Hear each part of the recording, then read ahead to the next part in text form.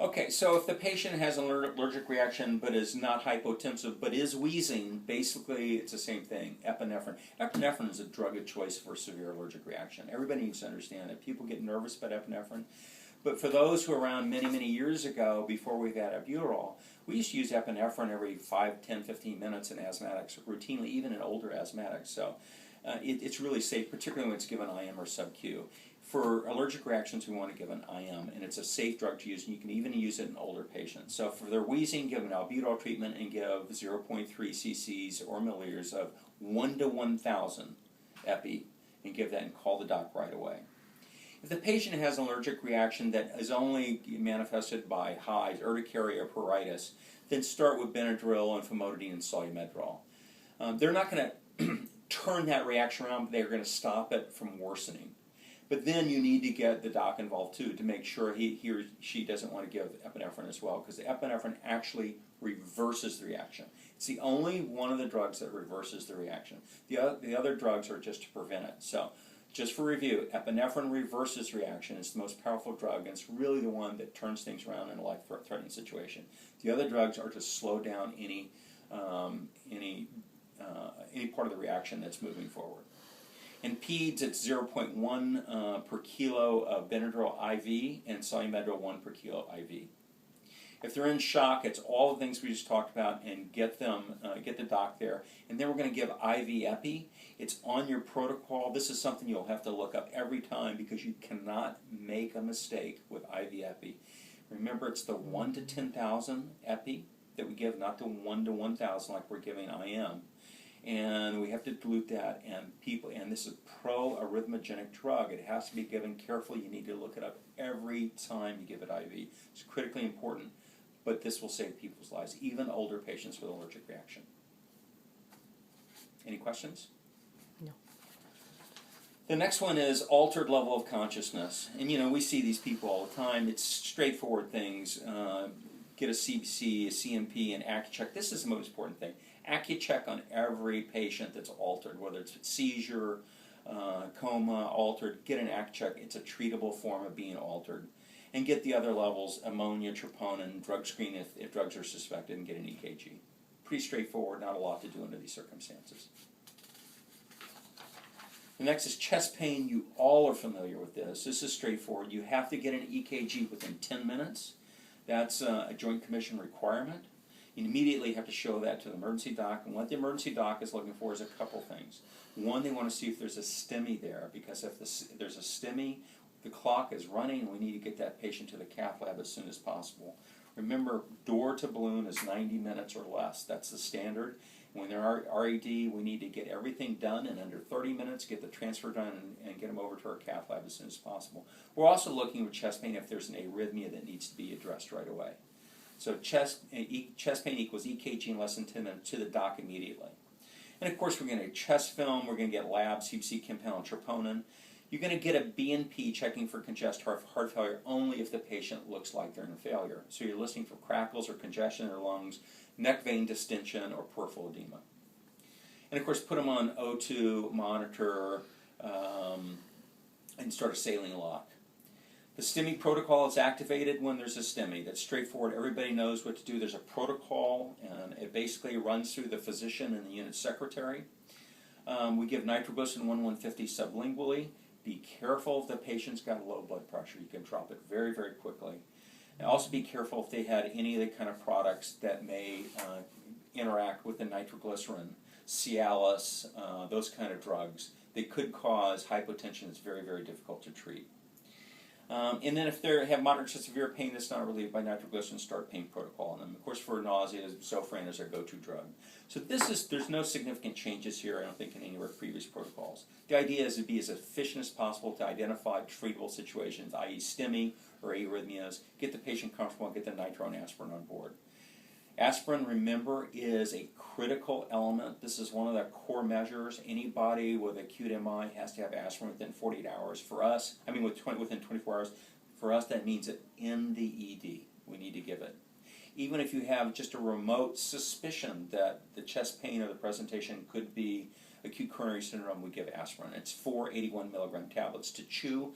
The reason we do that is it's much more quickly absorbed. When we do the 81 baby aspirin, we chew them, gets in the system much more quickly. Questions on that? No. Okay, the next one's on chemical eye injuries. Here we really try to get a visual acuity before we start intervening. Sometimes that's impossible because they're tearing too much, their eyes closed, but try to get it. Remove contact lenses as soon as possible. Put some tetracaine or alkane drops in their eye. That effect is within just a couple minutes. It works well. Remember to tell patients it'll sting a little bit when you put it in, but it goes away within just a minute or so. And then start irrigating their eyes. This is particularly a big issue on acid burns where the burn is going to be very quickly progressive. On alkaline burns, you have to irrigate for a prolonged period of time. It may be 15 or 20 minutes for an alkaline burn to get the pH back up to normal. Typical acid burns hurt right away. You irrigate them out, they feel better quickly. The alkaline burns, you may just have to continue to irrigate and continue to have to put the tetracaine drops in as well to keep them comfortable. Do not be shy about irrigating these chemical eye injuries. It's very important to get them irrigated out. Questions? The next is on fever. And a lot of people do not understand what the definition of fever is. In children, a fever is 100.4 or higher. 99.8 or 100 is not a fever in a child. Okay. The most accurate temperature is a rectal temperature. Terribly inaccurate are axillary temps, not as good. If a child is mouth breathing, the oral temp may not be as good. The temporal artery temps are better, but not as good as rectal temps. We see it all the time where we'll have a normal oral temp and you do a rectal temp and it'll be a fever. But remember, it's 100.4 or higher. Right? So if a child comes in with a fever and they're less than 8 months of age, that means septic workup to the docs. So that means we need to draw labs, do a CBC, BMP, and a set of blood cultures. We need IV access, and we need to cap the child, get a urine for both a dip urine and a urine culture. You need to do that right away. It's a full septic workup, and the emergency physician may want to do an LP later as well. If they're more than 8 weeks, then it's a whole different set of circumstances. We're going to give Tylenol, we're going to give Zofran if they're vomiting, or if they can't take Tylenol, we can give Motrin. I have a pretty strong bias between these two meds for fever. I think Tylenol is much safer than Motrin, but they work differently. And some people respond better to one product than the other. And so my preference is Tylenol. The reason it's safer is very few people are really allergic to Tylenol, and it doesn't reduce renal blood flow. Motrin, on the other hand, some people can't take it. It bothers their stomach and does reduce renal blood flow, and there's allergic reactions we see with it. But they work differently. If a child doesn't respond to one, we can give both or the other, either way. The dose on Tylenol, we're very, very low on the dose here. It says 15 per kilo. You can go substantially higher, but our protocol calls for 15 per kilo. On Motrin, it's 10 per kilo PO. Questions on that? No. Fever in adults, give them Tylenol, 15 per kilo or up to a maximum of 1 gram.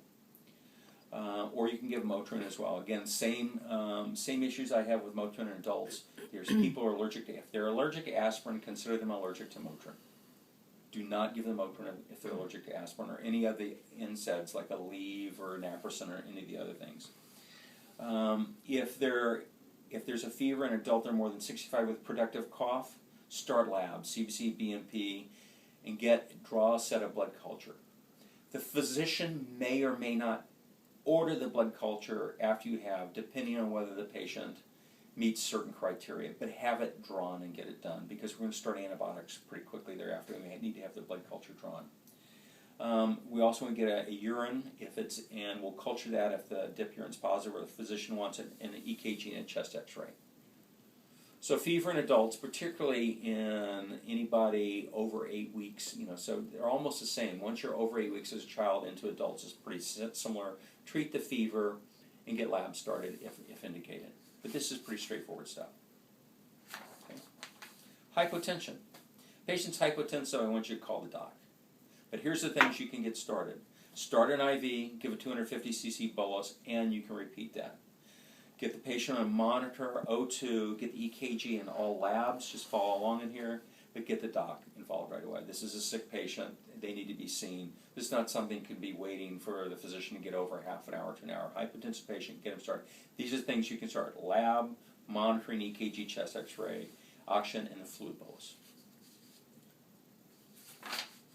Hyperglycemia. Hyperglycemia in and by itself is not an emergency, but people feel crummy when their blood sugar's up.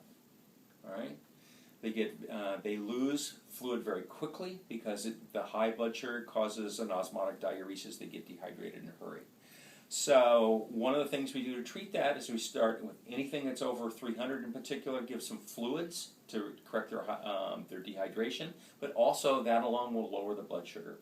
You can give a 250 cc bolus as long as they don't have a history of CHF or renal failure, and get baseline labs, CBC, chem panel, urine. Now, if they're hyperglycemic and they look sick, like they could be in DKA, then you want to get a serum ketone and a venous blood gas as well. So how do you know if they're in DKA or they look sick? Check their respiratory rate. If the respiratory rate is high, they're sick with hyperglycemia. If the respiratory rate is normal, they're not going to be in DKA. So that's the distinguishing factor when you look at them. Okay.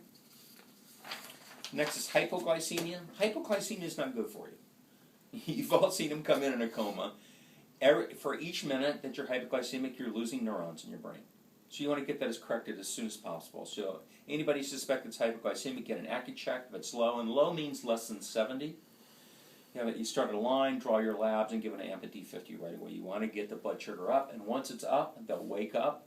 Oftentimes they'll be disoriented, but once they're not disoriented, feed them. A lot of reasons that people are hypoglycemic have to do with long-acting oral drugs, and they will go back and be hypoglycemic again very, very quickly. That is within a half an hour, unless you feed them as well, and the food should be high in protein. It's really important. So if it's just an insulin-dependent diabetic, it's probably not as important. But if they're on insulin and oral drugs or just oral drugs, you've got to feed them as soon as you get their blood sugar corrected, and they can start eating and drinking. Very, very important. So we typically feed them with 1,500 calorie diet, but it's not critical at that moment. Get them some food. And then recheck the acute check as appropriate. Here in our protocol it says every hour, but you look at your patient and see if they look like they're getting their blood sugars low again. Questions? Why don't we take a break?